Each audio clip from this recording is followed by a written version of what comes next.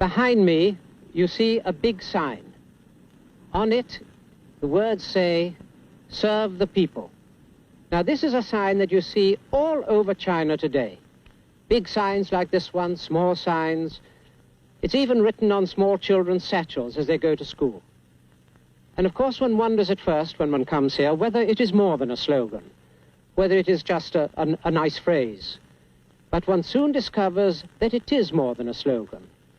It has entered the very spirit of the people here, and that wherever one goes, one seems to see people conscious that their purpose is not to serve themselves, but to help others and to serve the people and serve the nation.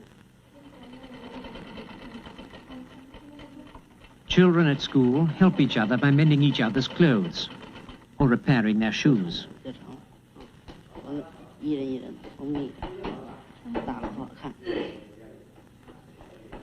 To link theoretical and practical knowledge, workshops are set up right in the schools themselves. In this school, students are making silicon transistors for radios. Their work must meet exactly the same standard as in a factory. In ways like this, millions of teenagers in China are learning technical skills and industrial discipline before they leave school. Testing the transistors. All school children work full-time for 2 months a year at some productive work. They also have 8 weeks holiday every year. Students in the school garden.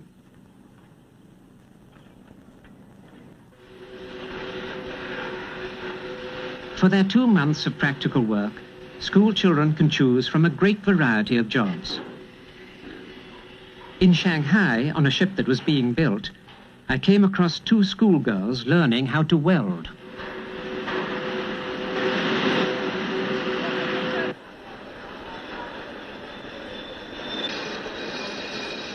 In a jade carving factory, several school children were learning from an old master how to carve jade.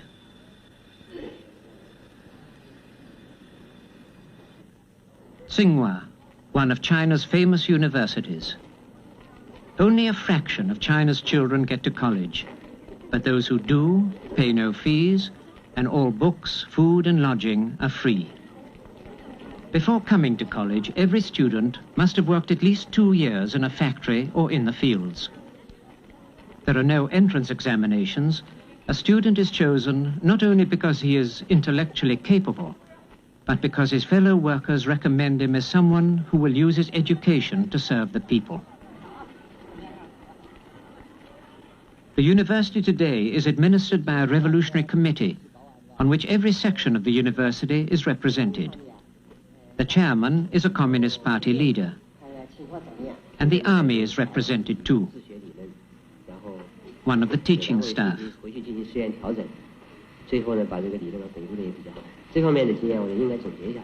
A student.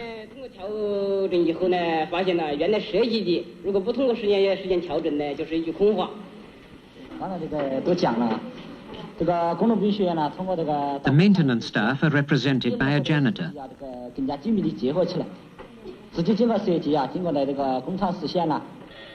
In the university, as in the middle schools, wherever possible, theory is linked with practice. This computer, for example, was designed and constructed by students in the advanced electronics department.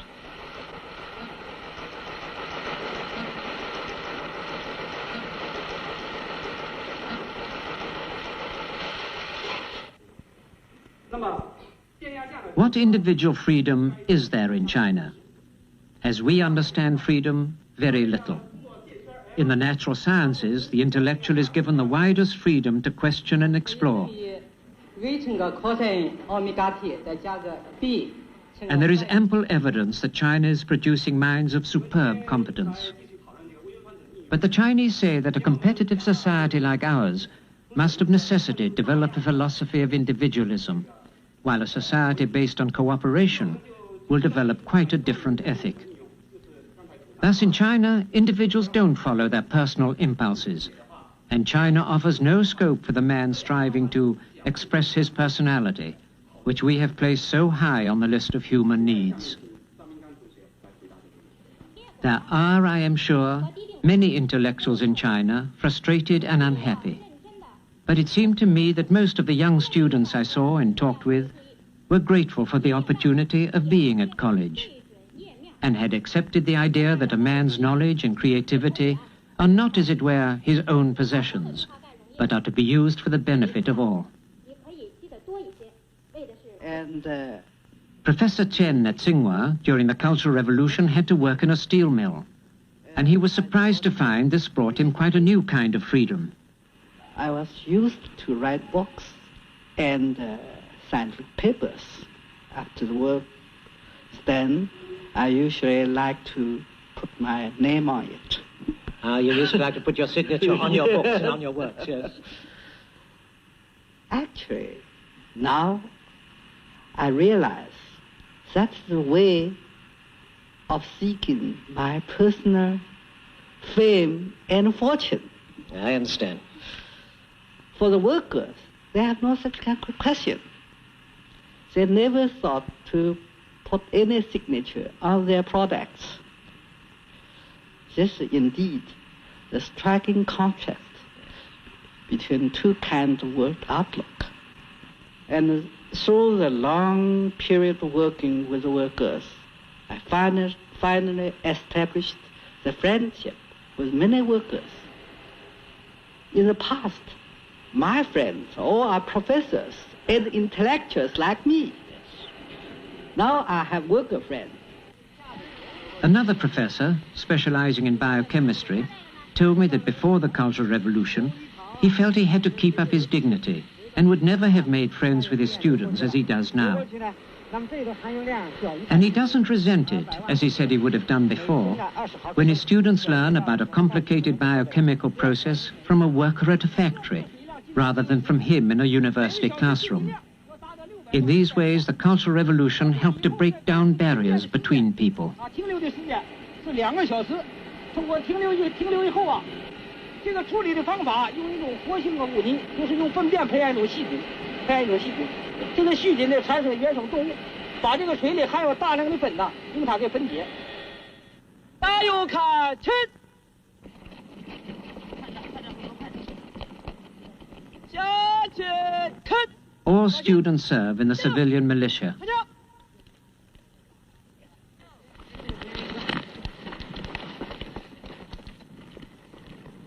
In this mock battle, they were using live ammunition.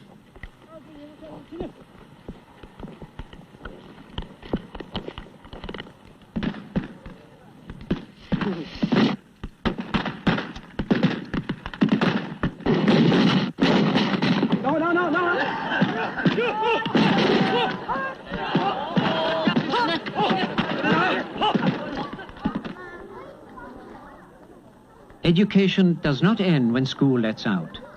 In every city, centers have been set up for what they call volunteer after-school education.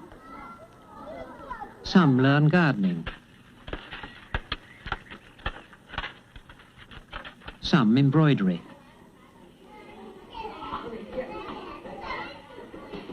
Boys making model boats.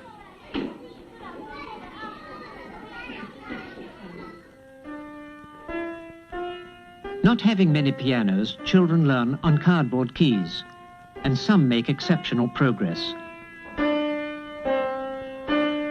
This boy of 9 years old started only a year ago.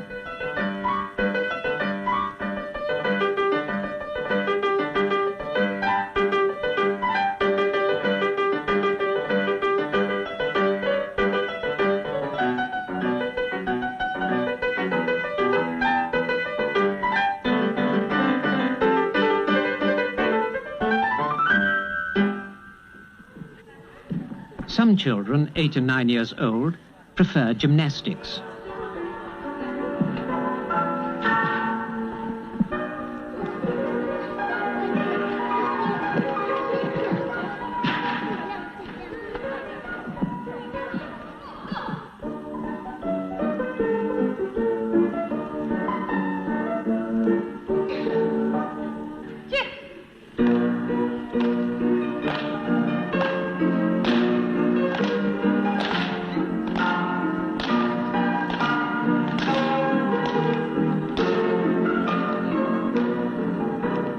a traditional Chinese fight sequence.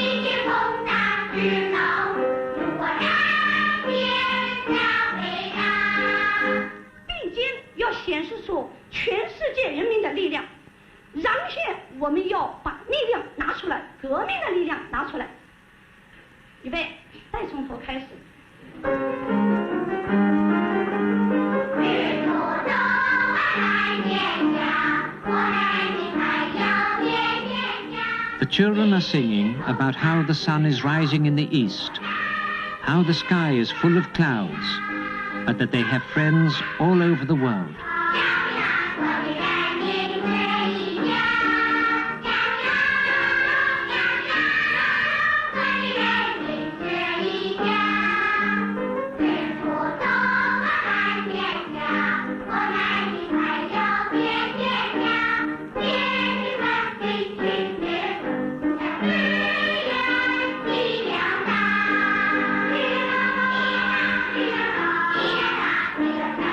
These children, then, are the inheritors of a cultural revolution which has turned so many old educational ideas upside down.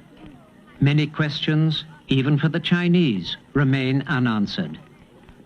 Whenever I asked whether the Cultural Revolution would indeed succeed in what it had set out to do, the building of a new society and a new kind of man, the Chinese would answer, "We don't know, for we are just at the beginning. If this Cultural Revolution does not succeed, there will be another, and if necessary, yet another, and each one will be at a deeper level."